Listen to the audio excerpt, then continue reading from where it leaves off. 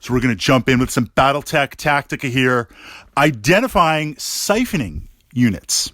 And this Tactica is not built on a specific unit. It's not like Fritz, use a longbow or throw in an atlas, but rather an idea that you can utilize independent of mechs or vehicles, independent of the mission, independent of the terrain. This is something within your list, within your lance, that we're going to use to create opportunity. And how you utilize that opportunity on the tabletop, well, that you're going to have to take advantage of as a mech commander. I can try to create that opportunity with you. You're going to have to try and capitalize on it. We're going to open up in the comments your thoughts and some ideas that you think would operate as a siphoning unit. So let's kind of set up the intro here and build the foundation. What exactly is a siphoning unit? A siphoning unit is something that is low battle value, right? Because we have other things we have to do.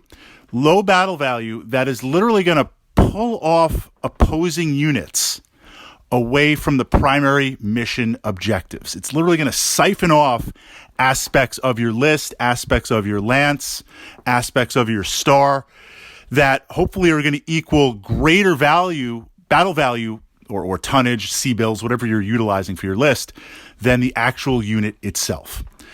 Imagine this setup, right? At the start of the game, you're in your deployment zone, I'm in my deployment zone. We are playing at a set battle value, let's say 4,000 battle value. I'm going to push that 4,000 battle value down the table. You're going to push your 4,000 battle value down the table. And every turn or so, there is the potential for that battle value to decrease as units get destroyed, or if we're going to get really into it, as you take damage. This is another way to calculate battle value. Battle value is the entire structure, in this case of a mech or a vehicle. As you take armor damage, as you take weapons damage, internal damage, that in theory, that battle value becomes less and less. Now, that's a little bit too much of a calculation. Most of us look at battle value when a unit is destroyed or immobilized, taken out of play. But generally speaking, we're going to get weaker every single turn from the effects of battle, from the effects of the game. Hopefully you are getting weaker quicker than I am. But what we're looking to do is send our entire battle value, or as much of it as we can, towards the opponent. If you take units off that are not moving towards the primary objective or are not moving to engage my lances that I'm pushing forward, that means I just have a tactical advantage. I'm throwing more battle value, more guns, more big guns that never tire directly at you. So we want to siphon off some units. Okay, how does a siphoning unit work? Well, a siphoning unit wants to hide. This is the criteria.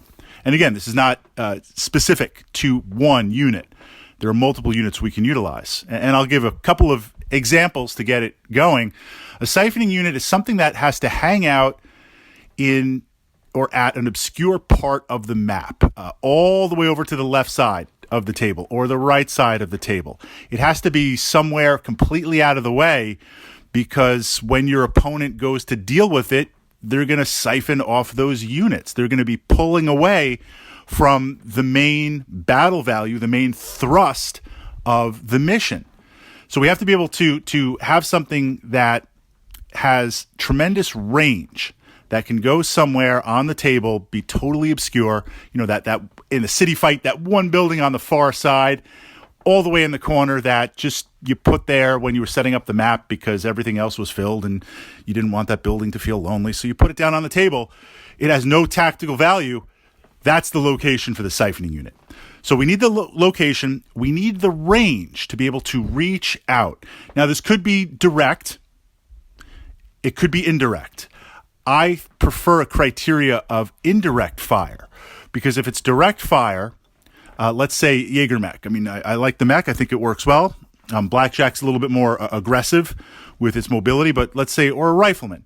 I take a mech or a longbow and I put it in some obscure part of the table. Well, first of all, I would say a longbow violates that first criteria, that tactical we're looking for. That's high battle value. I want low battle value, but let's kind of go with it. If you put a Jaeger mech there, it has that range, yes.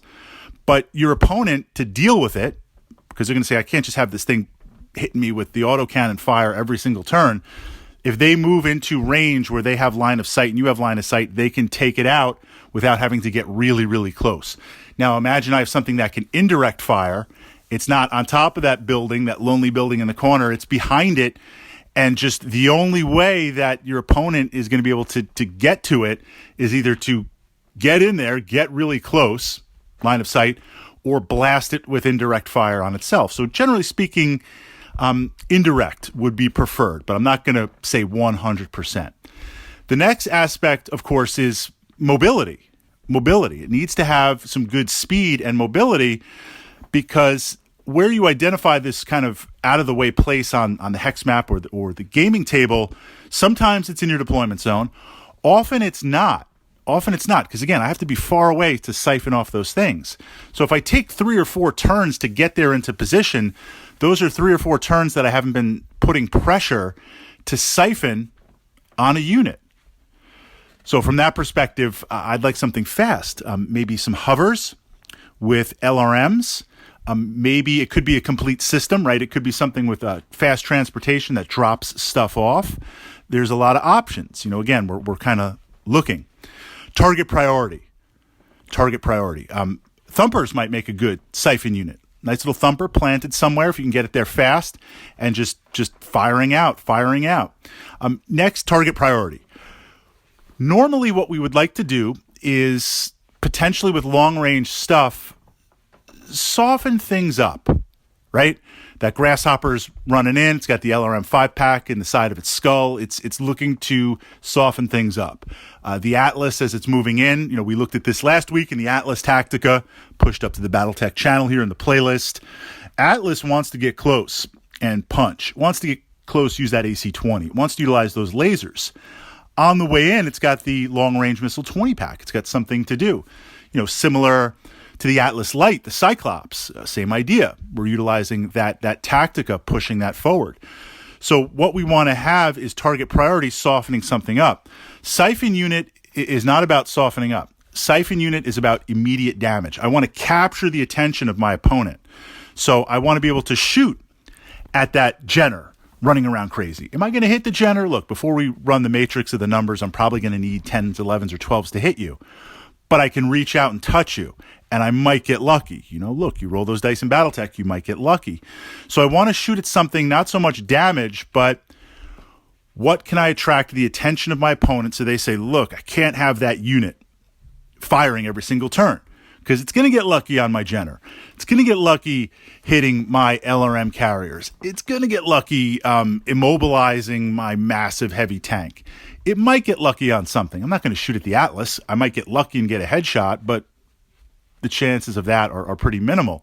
So we want to create pressure with that siphoning unit, get it to pull off battle value. So this way, again, back to our analysis, if I got 4K battle value and you send off, 2, 3, 4, 500 battle value to deal with my Syphon unit, now I have more battle value coming at you. And of course, the last piece, which is the first piece, your Syphon unit needs to be minimal, expendable battle value.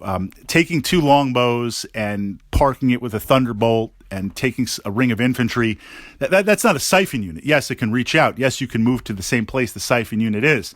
That's not a Syphon unit. That's a fire base. That's completely different with how it works. All right, turning it over to you guys in the comments. Low battle value Syphon units. Could be mechs, could be vehicles, could be artillery, could be a combo of the two that work really, really well, but keeping it as inexpensive yet effective. And that's the challenge. That's the duality in selecting these good units as possible.